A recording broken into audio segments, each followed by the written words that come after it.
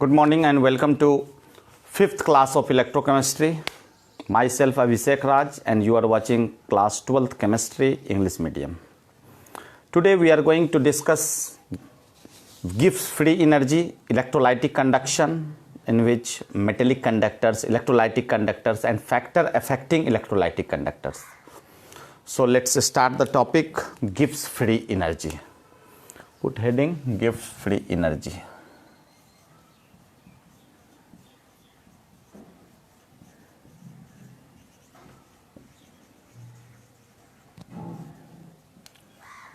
हम लोग आज समझने वाले हैं गिब्स फ्री एनर्जी। हम देखते हैं कि अगर कोई रिवर्सिबल गैल्वेनिक सेल है तो जितना उसमें वर्क डन होगा that is equal to decrease in free energy.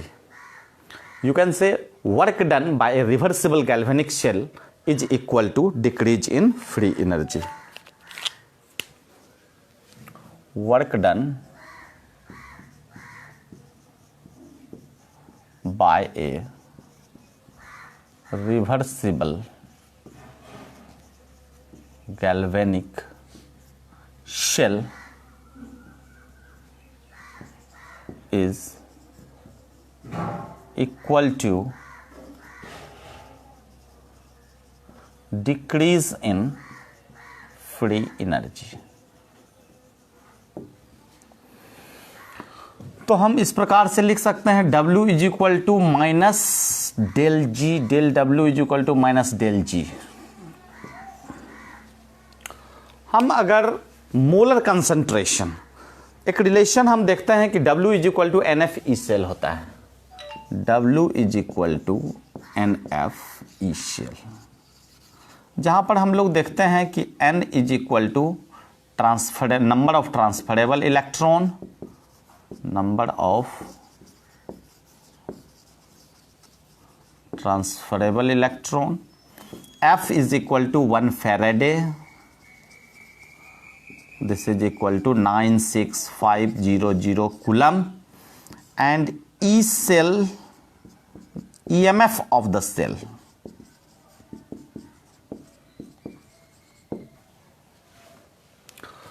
so we can say work done is equal to the product of charge carried by the electron and the EMF of the cell. When concentration or molar concentration is taken as unity, we can write when molar concentration is taken as unity, that means 1 m, we can write in E instead of E cell, E naught cell, and we already know that the work done by a reversible galvanic cell is equal to decrease in free energy. So the modified equation may be written as del G is equal to minus NF E cell. Now we know that the relationship between E naught cell and equilibrium constant, that is Kc. So E naught is equal to 2.303 RT by NF. E naught is equal to 2.303 RT by NF log Kc। Previous class में हम discuss कर चुके हैं जो relation था equilibrium constant और ई naught cell के बीच। अब अगर इस वैल्यू को यहाँ पुट करेंगे, चूंकि हम जो मोलर कंसंट्रेशन ले रहे हैं वो यूनिटी ले रहे हैं, instead of E cell we can write E naught cell. अब ये वैल्यू जब हम यहाँ पुट करेंगे तो फाइनल जो रिलेशन मेरा निकल करके आएगा that is equal to minus N F E cell. तो 2.303 R T by N F log KC. अगर हम इसको एन एफ कैंसिल कर दें तो del G is equal to -2.303 RT log Kc हो जाएगा। T for temperature and R for gas constant. और we can write this relation in natural log, that is -RT natural log Kc. This will be the relationship between Gibbs free energy and equilibrium constant. तो इससे related छोटा छोटा numericals आ सकता है जो unknown उसका value निकालने के लिए अगर दिया जाए तो हम आसानी से उसे कैलकुलेट कर सकते हैं। तो अब जो आज हम बात करने जा रहे हैं, जो इलेक्ट्रोकेमिस्ट्री का दूसरा सबसे बड़ा branch electrolytic conduction. Electrolytic conduction की बात हम करने जा रहे हैं। हम हेडिंग कर लेते हैं electrolytic conduction.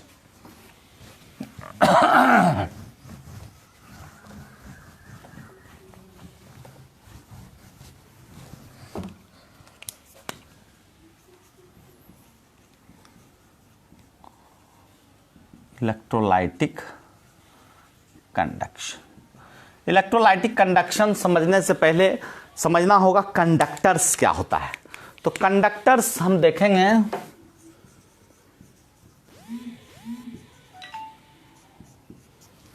Those substance which allows electricity, electric current और electricity to pass through it. Those substance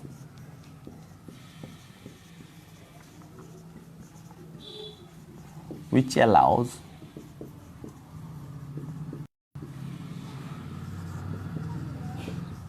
electric current to pass through it. अब हम देखने जा रहे हैं, we can broadly classify the conductor into two types, that is metallic conductor and electrolytic conductor.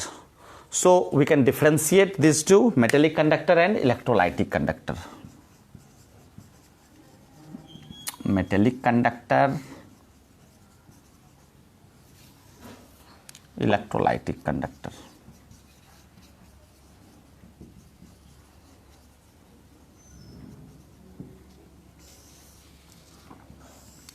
In case of metallic conductor, we see the movement of electron is responsible for the conduction, and here the movement of ion is responsible for conduction.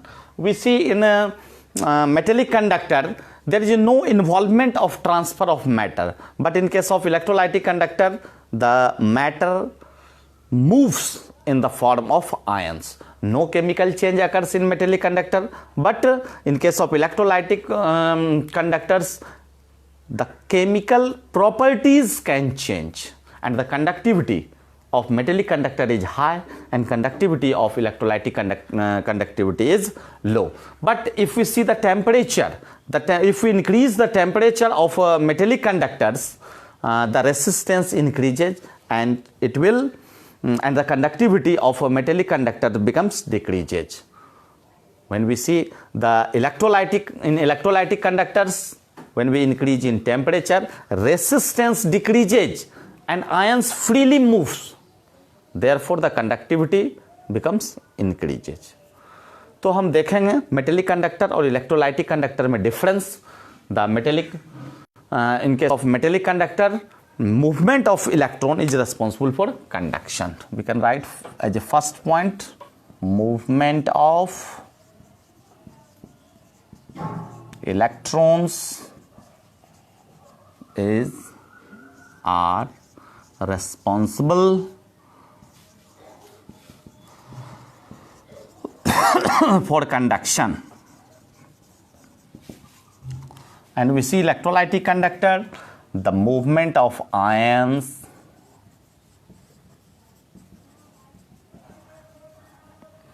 are responsible for conduction. कहने का मतलब कि metallic conductor में जो electron है, electron के movement के कारण यहाँ कंडक्शन होता है, और वही इलेक्ट्रोलाइटिक कंडक्टर्स में हम देखते हैं कि जो आयंस है, आयंस मूव करते हैं। हम देखेंगे ट्रांसफर ऑफ मैटर का जो केस है, तो इन metallic conductor it does not involve the transfer of matter. Second point, it does not involve the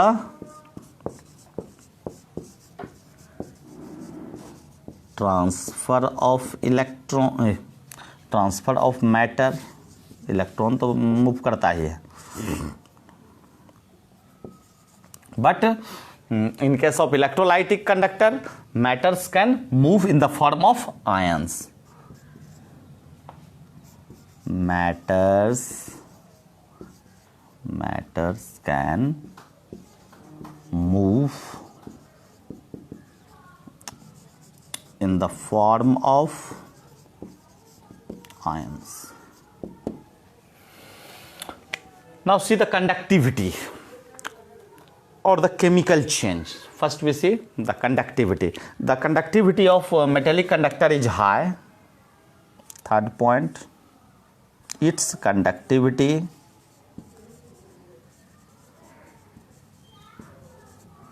is high.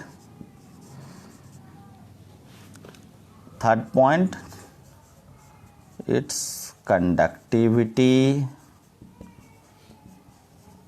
is low as compared to metallic conductor. तो fourth point हम लिखने जा रहे हैं. 3 पॉइंट हो गया मेरा, मिटा दें.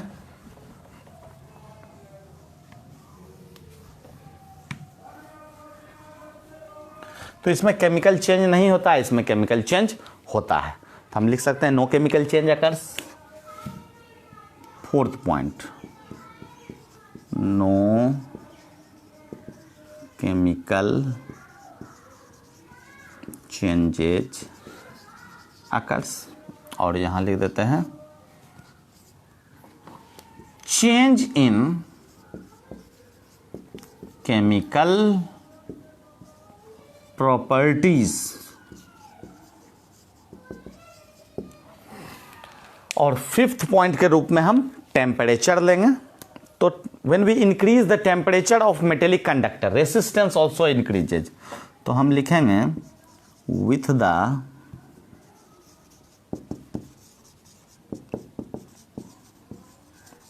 increase of temperature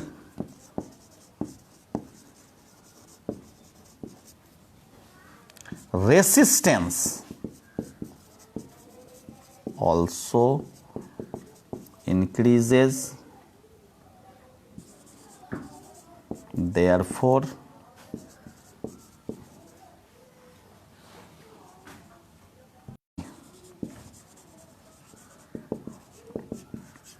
decreases. So हम देखते हैं कि टेम्परेचर जैसे जैसे बढ़ाते हैं फिफ्थ पॉइंट में, तो रेसिस्टेंस बढ़ता है यहाँ पर, और इलेक्ट्रॉन फ्रीली मूव नहीं कर पाता है, जिस कारण से कंडक्टिविटी घट जाता है. और when we see in case of electrolytic conductor with increase in temperature, with increase in temperature, ions freely to move, resistance decreases,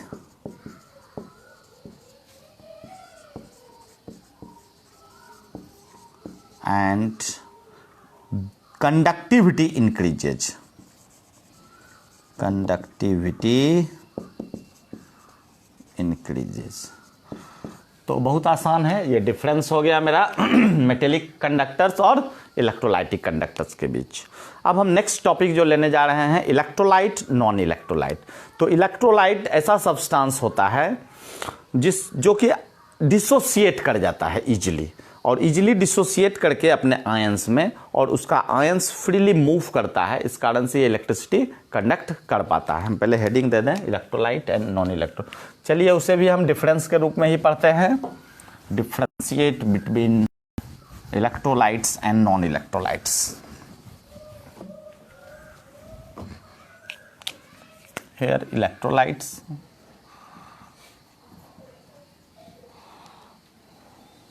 non-electrolytes.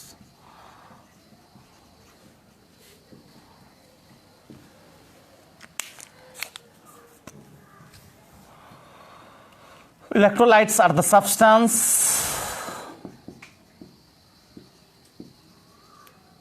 which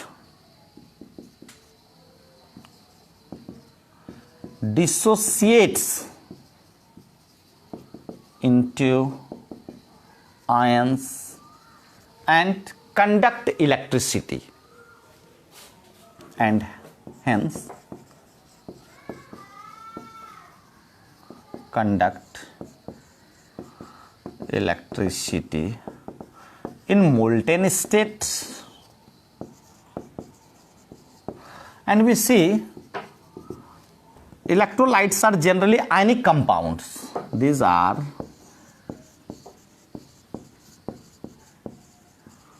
generally ionic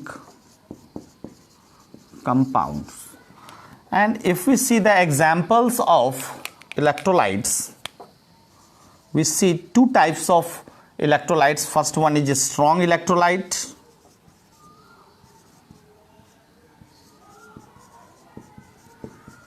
for example strong acids such as HCl, strong base NaOH, salt KCl, etc. And weak electrolytes,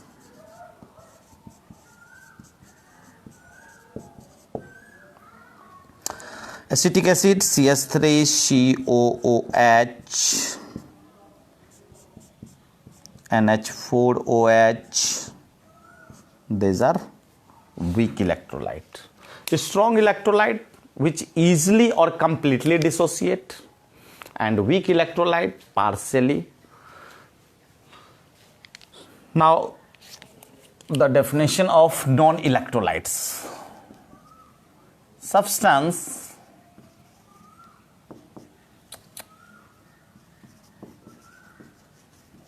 which does not ionize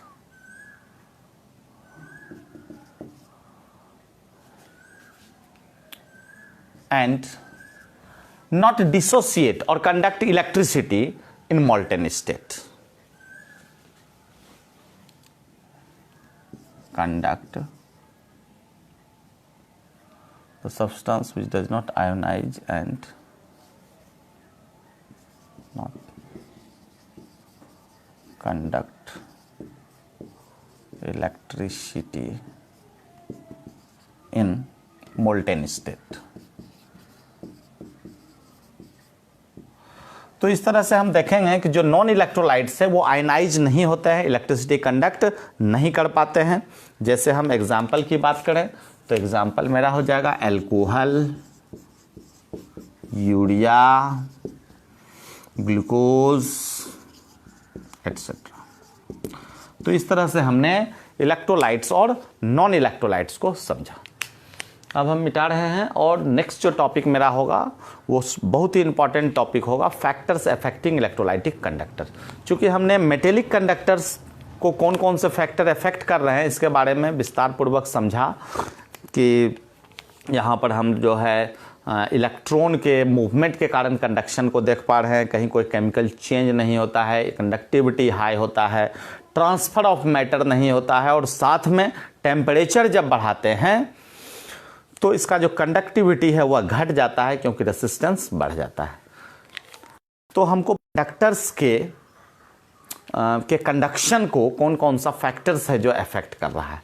तो next study हो जाएगा factors affecting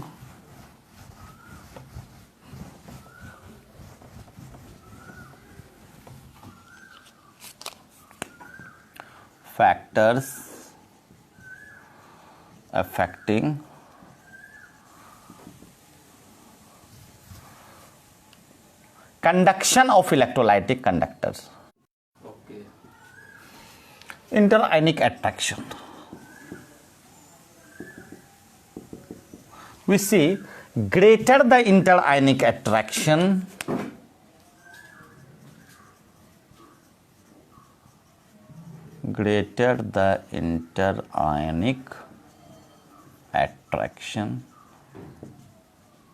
lesser will be the freedom of ion to move. Lesser will be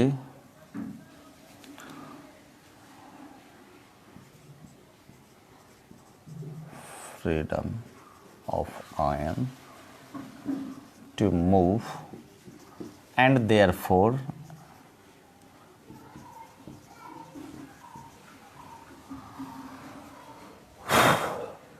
leisure will be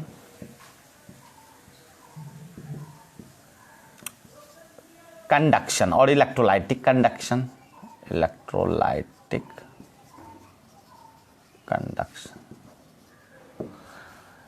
next point, solvation of ion. पहले इसको समझने का प्रयास करें कि इंटर आयनिक अट्रैक्शन, जो इलेक्ट्रोलाइट्स होते हैं उसके जो आयंस होते हैं, अगर उसके बीच जो अट्रैक्शन होगा अगर वो बढ़ जाएगा, जो इंटरेक्शन है आयंस के बीच, अगर उसके बीच अट्रैक्शन मेरा बढ़ेगा तो हम देखते हैं कि जो फ्रीडम ऑफ मूवमेंट है, आयंस फ्रीली मूव नहीं कर पाएंगे और lesser will be the conductance. तो next point, solvation of ion. Solvation of ion में हम देखेंगे जितना ज़्यादा सॉल्वेशन होगा मीन्स आयंस आसानी से सॉल्वेट होकर के फ्रीली मूव कर पाएंगे तो ग्रेटर कंडक्टेंस होगा। तो solvation of ion. Next point,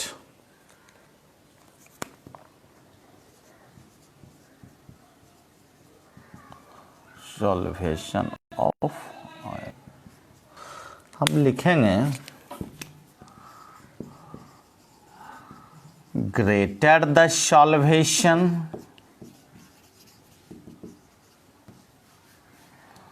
ions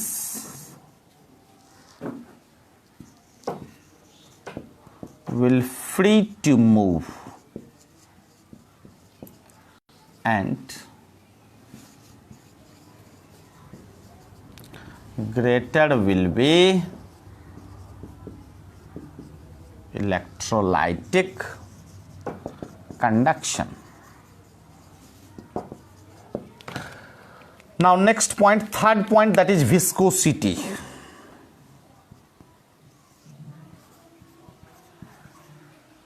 viscosity हम देखते हैं कि सॉल्यूट सॉल्यूट के बीच, सॉल्वेंट सॉल्वेंट के बीच और सॉल्यूट सॉल्वेंट के बीच अगर विस्कोसिटी जितना बढ़ेगा, लार्जर द विस्कोसिटी, तो इससे रेसिस्टेंस, इससे फ्रिक्शन बहुत ज़्यादा होगा। It offers more friction and therefore lesser will be the electrical conductance. So we can write larger the viscosity, larger the viscosity, it offer more friction or resistance, hence leisure the conduction.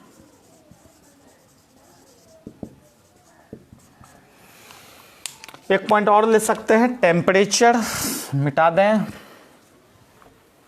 Next factors, temperature.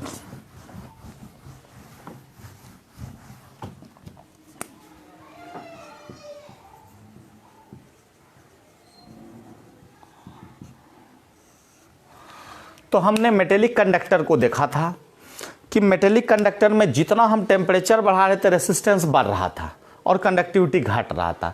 Just इसके विपरीत हम देखेंगे कि electrolytic conductor में जितना हम temperature को, बस वही पॉइंट रिपीट होगा यहाँ कि with the increase in temperature resistance decreases, ion will free to move and the electrolytic conduction increases. तो with the increase in temperature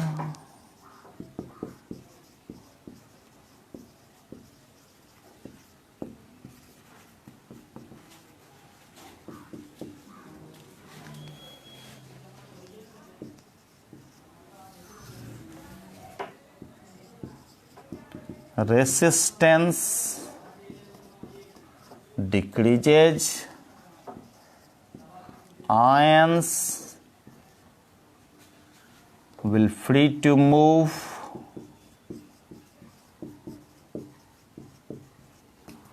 and electrolytic increases. तो इस तरह से यह भी टॉपिक पूरा हुआ, फैक्टर्स अफेक्टिंग इलेक्ट्रोलाइटिक कंडक्शन। अब थोड़ा सा देखने जा रहे हैं रेसिस्टेंस और कंडक्टेंस एंड रेसिस्टिविटी, कंडक्टिविटी। बस तो आज इस टॉपिक को भी हम देख ही लें। नेक्स्ट हो जाएगा मेरा resistance, Ohm's law.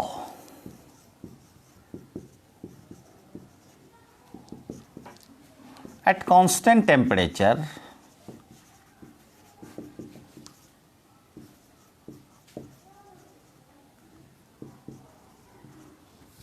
potential difference across the conductor, potential difference across the conductor is directly proportional to the electric current। तो हम लिख सकते हैं V is directly proportional to I, और V इज इक्वल टू करेंगे तो एक कांस्टेंट लगा देंगे I, where R is constant called resistance. It hinders the flow of current. Current के फ्लो को ये प्रभावित करता है। अब हम यूनिट की बात करें तो यूनिट ओम, सिंबॉलिक रिप्रेजेंटेशन है। Now factors affecting resistance, factors affecting resistance. First factor, length of the conductor, length of the conductor. We can see the resistance depends upon or directly proportional to the length of conductor.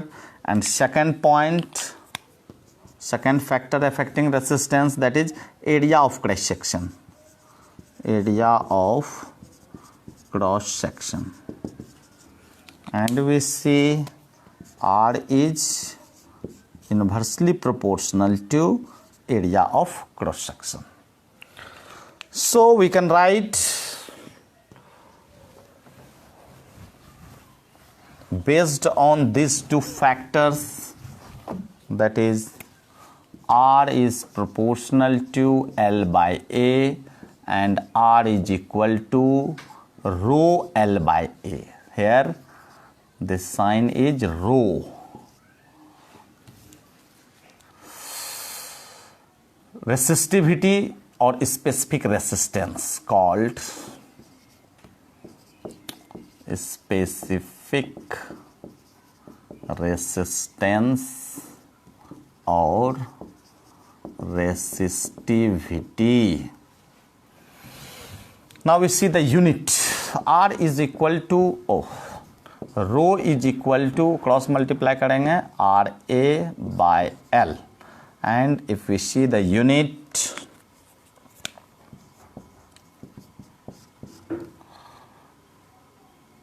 R ohm, A centimeter square and L centimeter, cancel one, then ohm centimeter.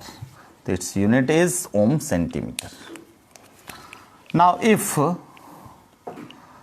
A is equal to 1 centimeter square and L is equal to 1 centimeter, then rho is equal to L, and we can write specific resistance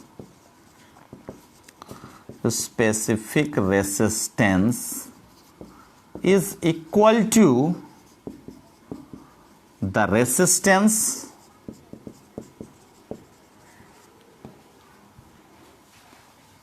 across the conductor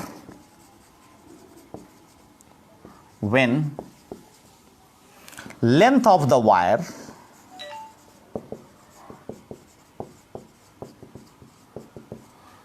one centimeter and its area of cross section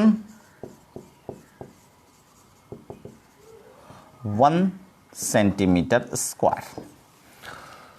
तो resistance and resistivity हमने पढ़ा। अब conductance and conductivity छोटा topic है, तुरंत समाप्त हो जाएगा। 5th क्लास का इंफॉर्मेशन मिल जाए। कंडक्टेंस एंड कंडक्टिविटी हम देखेंगे। Conductance, this is reciprocal of